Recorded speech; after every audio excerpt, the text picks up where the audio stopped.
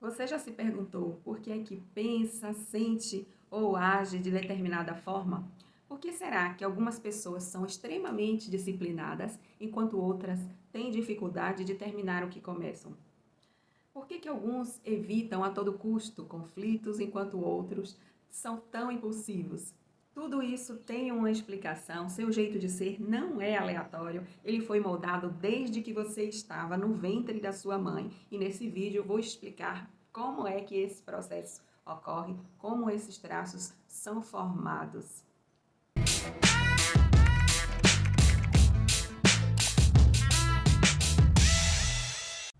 Sou Lília Oliveira, analista corporal, terapeuta emocional. Esse vídeo é o primeiro da série O que te mudou? Descubra a origem dos traços de caráter. Nesse vídeo nós vamos estar falando de como foi formado biologicamente, cientificamente e emocionalmente. Nos próximos vídeos a gente vai estar colocando quais foram os traços, como cada um foi formando. Sabemos que foram 5 traços, aí no decorrer da série nós vamos saber quais são esses traços e como foi formado cada um deles. Só deixando bem claro que eu não sou nenhuma neurocientista e nem sou nenhuma expert em bioenergética e nem nada do tipo. E a intenção desse vídeo não é dar aula nem dar cursos sobre o tema. Simplesmente é uma forma que eu encontrei para que a gente entenda melhor como os traços foram formados, né? Então eu vou estar usando aqui linguagens simples, uma linguagem de fácil entendimento, colocando aqui exemplos que a gente possa entender da melhor maneira, tá? De uma forma bem prática, tá bom? Se você está aqui nesse vídeo, é sinal de que busca por autoconhecimento e evolução. Isso me faz pensar que você entende que estamos em uma constante interação entre o mundo visível e o invisível. O universo ao qual fazemos parte é muito além do que nossos olhos conseguem ver. Só isso aí seria suficiente para nos libertarmos de muitos paradigmas, não é verdade? Tudo é energia, nós somos uma partícula neste infinito universo. Para entender como o formato do nosso corpo explica nosso jeito de ser, temos que entender que somos partículas e que funcionamos exatamente como o universo, em uma constante interação entre o visível e o invisível. Como estamos falando de análise de caracteres, estamos falando de como o formato do corpo explica nossas ações, sentimentos e pensamentos. Suponhamos que o mundo invisível seja nossa mente moldando o visível, que é o nosso corpo. Então é isso. Nós somos moldados a partir de nosso subconsciente, desde o momento que estamos no ventre de nossa mãe. Agora vamos para uma explicação básica para entender biologicamente o funcionamento de tudo isso. Você já ouviu falar de neurônios e sinapses? Pois é. Os neurônios se comunicam uns com os outros através das sinapses. É assim que é passado a informação de um neurônio para outro a cada aprendizado que nós temos. Conforme vai ocorrendo as sinapses, vai formando aí uma rede de informação.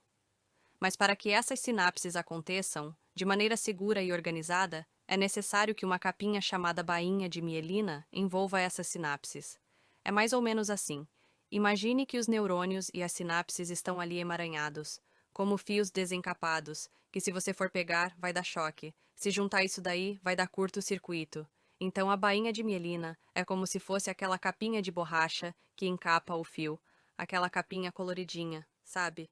Ela vai dar proteção e fazer com que essa comunicação elétrica seja feita de maneira segura e eficiente. Esse processo é chamado de mielinização, e à medida que ele vai acontecendo, os traços vão se formando e o corpo vai ganhando sensação e controle. Essa imagem mostra as partes do corpo que são mielinizadas.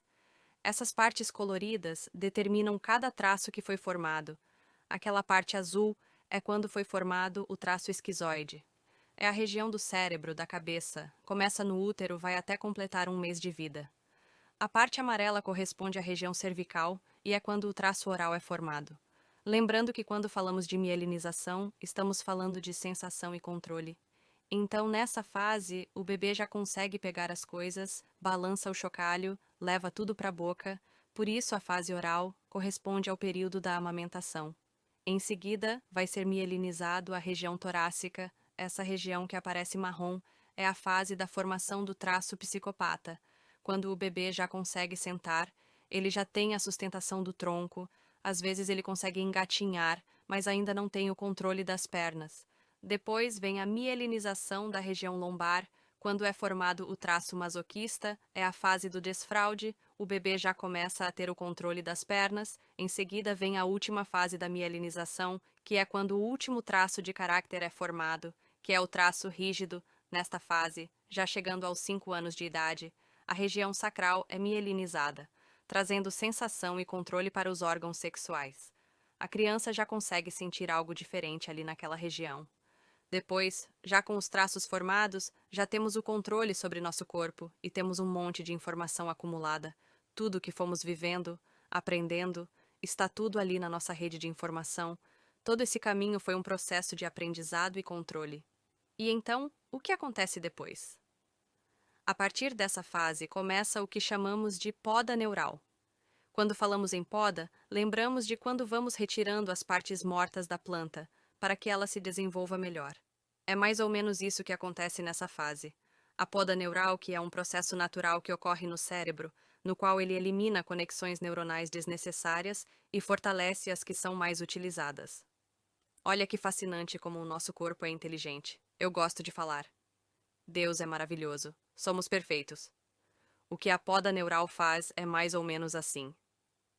Quando você vai andar no meio do mato e em determinado caminho não passa ninguém, vai nascer grama ali, ou até mesmo uma árvore.